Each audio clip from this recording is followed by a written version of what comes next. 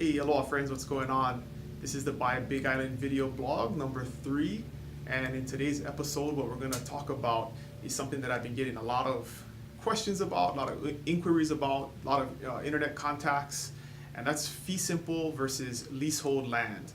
And leasehold is not something that is real common in other states, and so buyers, especially from the mainland, have questions about this. But even local buyers who see things online that look really like a great deal contact us, and it turns out that it's a leasehold listing, which sometimes sparks some questions as to why is it listed the way it is, why is the price the way it is, and what are the specifics about the lease. And so that's what I'm going to cover real briefly here in this video today, is the difference between fee simple and leasehold land, why we have leasehold land, and then some of the advantages and disadvantages. So you can better understand, is leasehold something that's worth considering? Because sometimes for some people it is, and for some people it's not. And so you just can rule it out right off the top.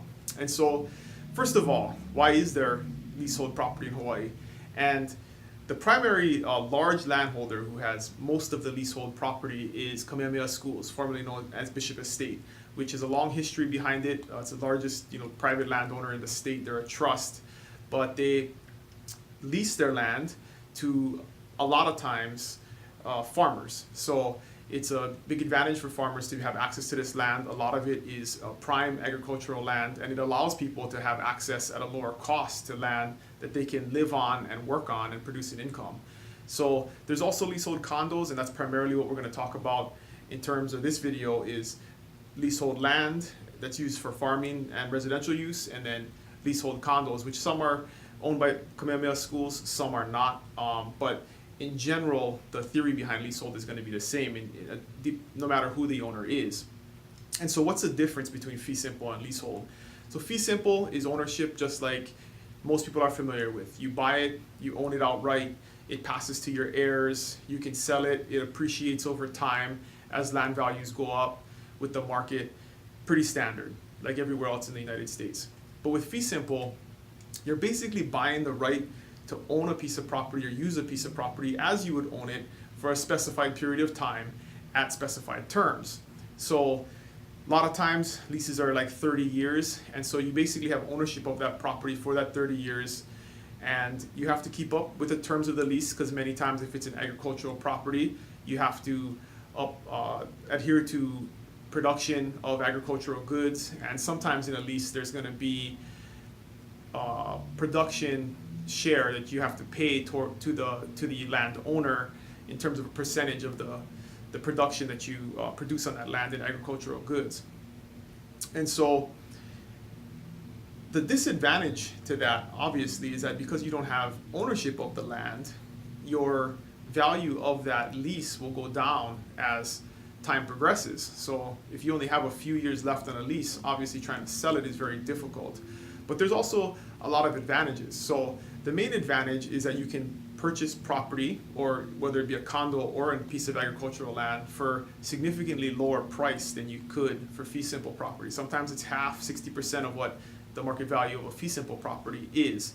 And a lot of times it's prime farming land that already has an agricultural operation on it. So it may have a coffee farm or an avocado farm or something already going on where you can come into it and immediately start producing income off of the property, which, if that's your goal, can be very helpful instead of starting from scratch and having to plant and develop the property into an agricultural operation.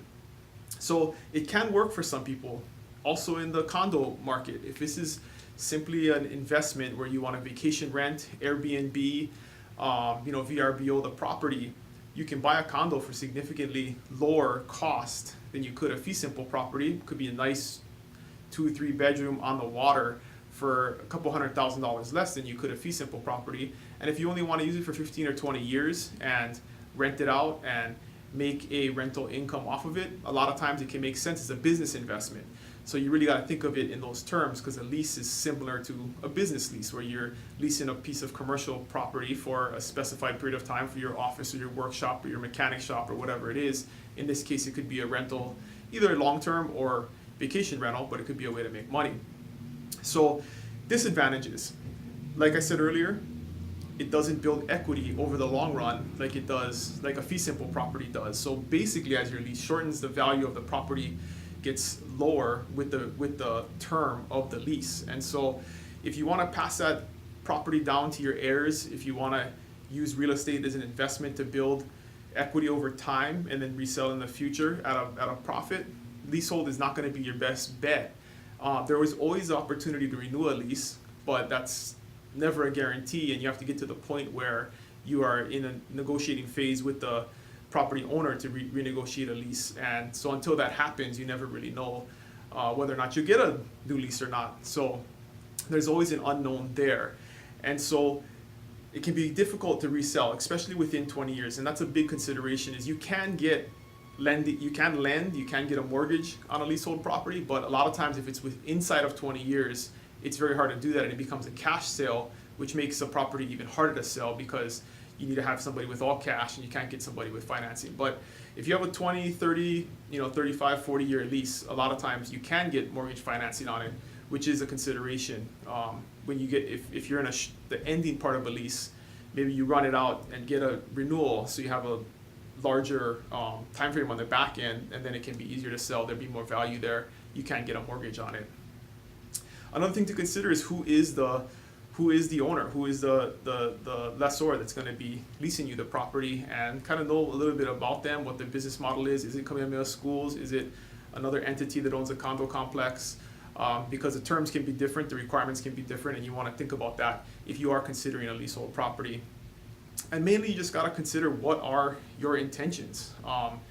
Is it going to be an investment in real estate for the long term? Is it something that you want to pass on to your kids? And if not, is it just going to be something that you can use for a specified period of time?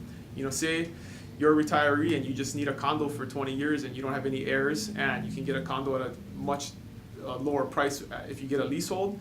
That may make sense to you, and you could live very happily in a leasehold condo, just like you would in a fee simple if you have no need to pass it on or sell it in the future. So there's lots of different things to consider in leasehold versus fee simple, and unfortunately a lot of internet companies that put listings online do not clearly specify what is leasehold and what is fee simple. And so a lot of times we get inquiries because there's stuff that looks really great. The price looks great, it's a great location, it's too good to be true. And usually that's the case because it's a leasehold, and there's always a reason. There's a short, maybe there's only 10 or 15 years left on the lease, and that's why the property is priced the way it is. So it just makes it more important to contact your local realtor here in Kona. I'm always happy to help you guys. If you see something online that you're questioning, why is it priced the way it is, it looks too good to be true, you're not sure if it's leasehold or it's fee simple, just give us a call. We have access to that information. A lot of times we can easily tell who the lessor is and have some additional information about that. So stay in touch. If you got any questions about leasehold versus fee simple, drop us a line either on Facebook at Buy Big Island, or you can always email me, dylan@buybigisland.com. I'd like to ask you guys to subscribe to the channel. You get updates. I'm going to put these out at least weekly, if not more. So if you subscribe to the YouTube channel, you'll get notifications when new videos come out. But again, this is the Buy Big Island video blog. Thanks for listening, guys. Aloha.